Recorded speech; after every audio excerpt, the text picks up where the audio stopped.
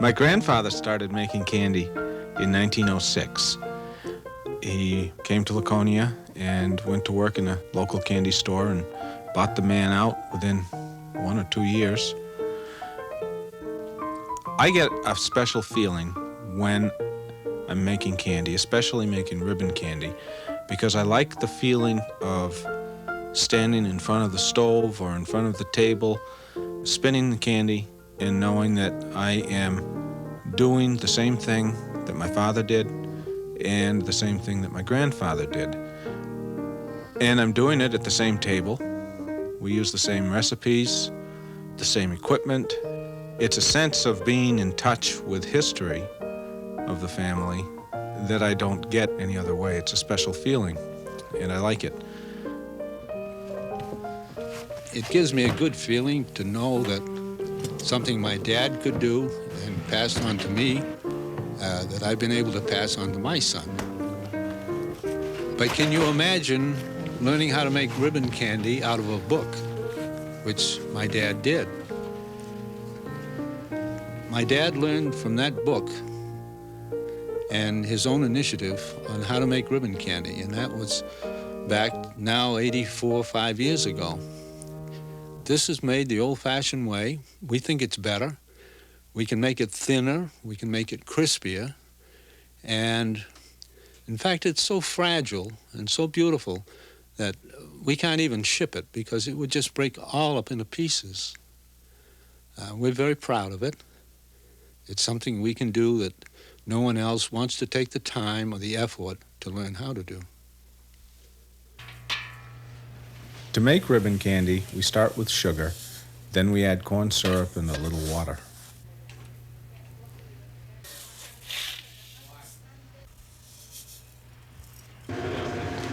We're going to cook the candy to 278 to 280 degrees. Then we are going to clamp this together and draw a vacuum.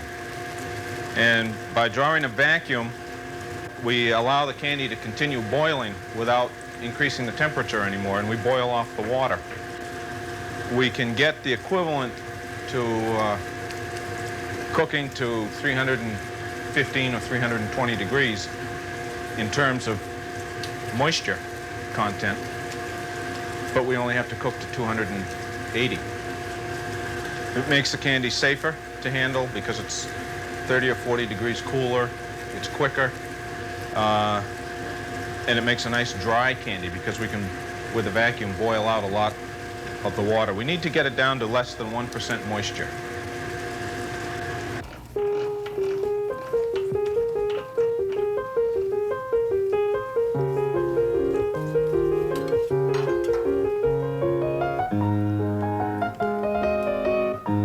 Dad, do you want to crank up on that side slowly? Just lift it up slowly. We have to do it the same every time. So we cook it to the same temperature every time. We put it on the vacuum machine and vacuum it for the same length of time so that the candy is consistently the same. That's especially important in ribbon candy because when I'm spinning on the table, it's all in the feel of the candy. It's all in the hands. And if it doesn't feel right, it's hard to adjust.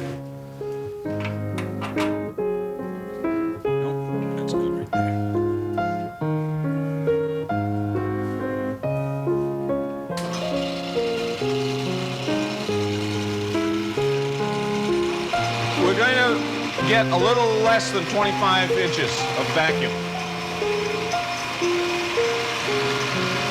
I have a little window here so I can see down inside and watch the candy.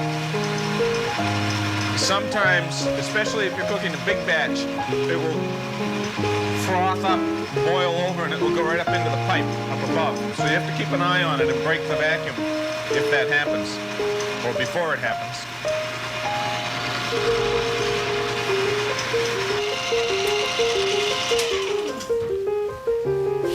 Open up the vacuum.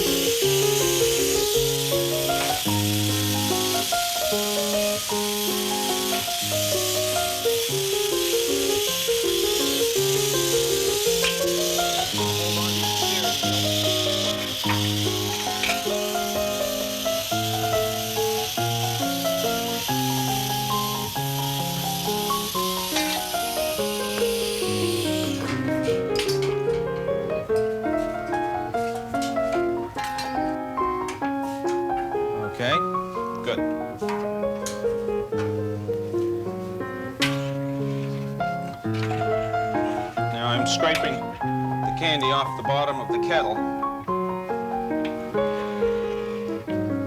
letting it come out onto the table. The table is hot, but it's cooler than the candy. If the table were cold, the candy would chill and it would crack. This allows it to cool to a workable temperature.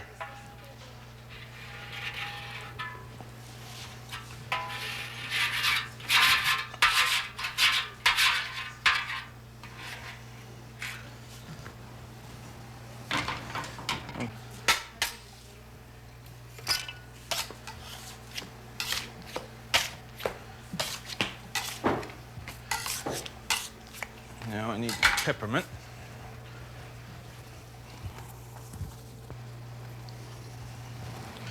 I'm measuring my peppermint oil in here.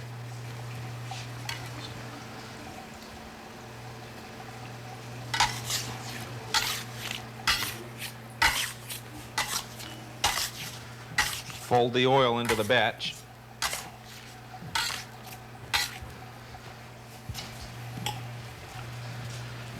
Now we let the candy spread out, and it's cooling slowly on the slab.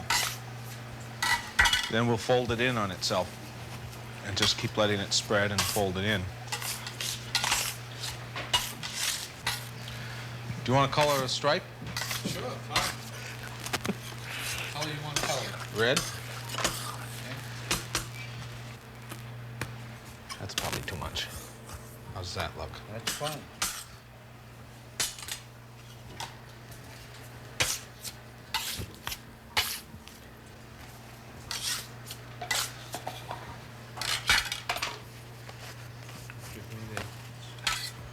That?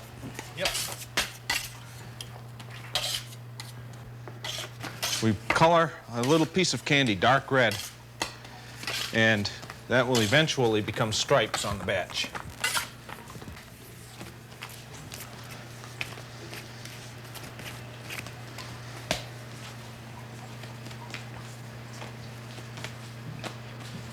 About the way you want it? Looks good to me. When it gets cool enough to handle, we'll pull it on the hook.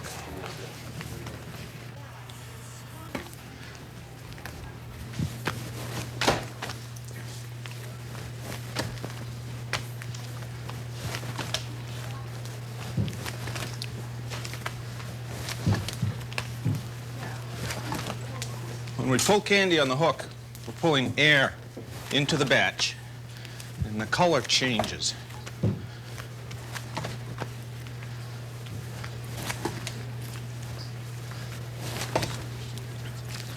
Okay, we start making candy in the morning at about 8 o'clock. 3 people work all day. We finish up around 5 o'clock and make approximately 200 to 210 boxes during that time. We will make candy 5 or 6 times each year. So that gives us about 1,000 to 1,200 boxes per year.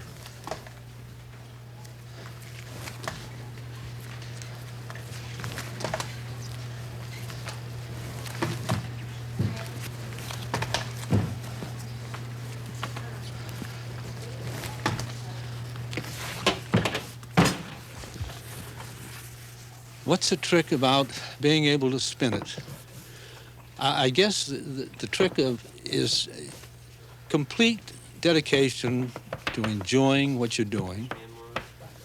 And not only that dedication, but it's concentration.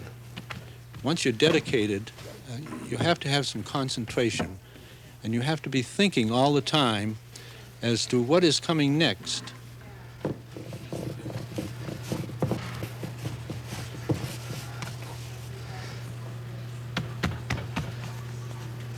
That red piece that we took off the batch earlier, I'm now cutting up into smaller pieces, stretching them out, laying them on the batch to become stripes.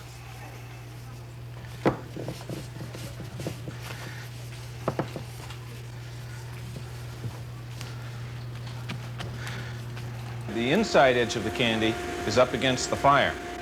gas fire. So it's real hot on the inside edge. The outside edge is cold. Right. And we have to keep flipping the batch to keep the inside edge from melting and the outside edge from freezing. And if the candy gets cold, it will crack. You can't spin it.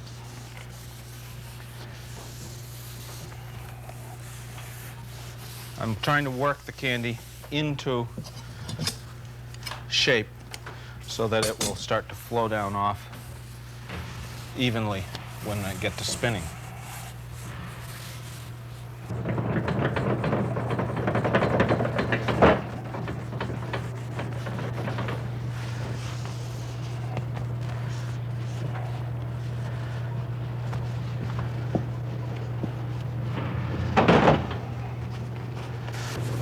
You all set, Kathy?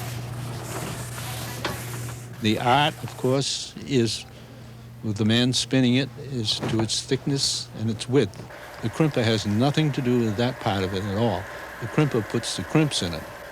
But the thickness of the ribbon candy and the width is all controlled by the man spinning it.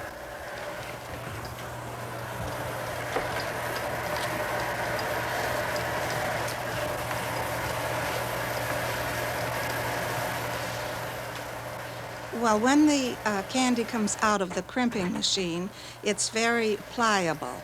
And if it is not pushed back very gently, it will come out in a long zigzag. We have to push it back with our hands to make the loops even. If we push it too hard, the loops are too tight together and don't make a good-looking piece of candy. Then we snip it at the length that it should be to fit right into the box. My grandfather learned how to make candy out of a book. He never saw anybody make ribbon candy. He tried to teach my father and couldn't teach him. And finally he just gave up and walked away, and my father learned on his own. My father tried to teach me and he couldn't teach me. Finally he just gave up and said, "You're on your own." And I started making it. My dad was a demon for hard work. He'd be down there in the morning. He'd get there at 5:30 or 6 o'clock. And my brother and I would have to come in by 7. And he'd have a batch all ready to start going. And we'd work until 5 o'clock, and we would not stop for lunch. My brother always sneaked the lunch somehow, but I never was able to. My dad was a quiet man. He was very pleasing to work with because he was quiet. And that's the only way that when you're spinning, things have got to be quiet and the people have got to be dedicated. There is a deep concentration, especially when you're spinning. You want me to take over? Sure. You want to? You really don't spin fast enough, Rick. That's one of your problems. Oh, yeah? I'll show you how to spin a little faster. All right. Okay? Hand me your gloves. Now, I gotta have your mother because she's the one that knows how to take it off when I spin so fast. Well, she's way ahead of you. She's right there.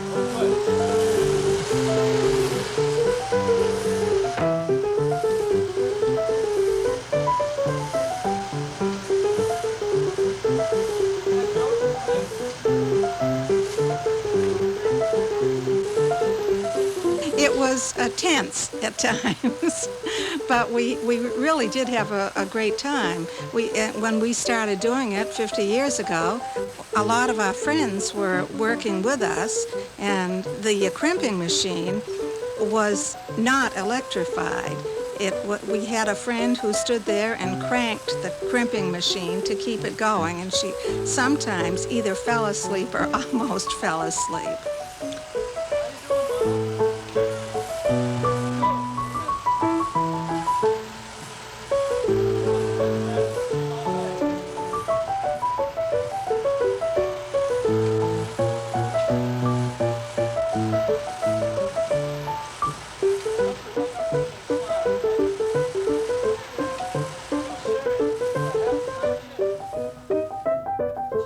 The next time you have a box of ribbon candy by your side, take out a piece of it and just hold it up and look at it and note the color, the gloss on it. Note the coloring, the striping on it, and just think that here's a piece of candy so beautiful that it was made by hand by people who've been making it for, well, almost 80 years now, a family. And we're certainly proud of it. And if you take a piece of it and just crush it in your hand, it'll crush so easily because it's so fragile and so delicate and so tender.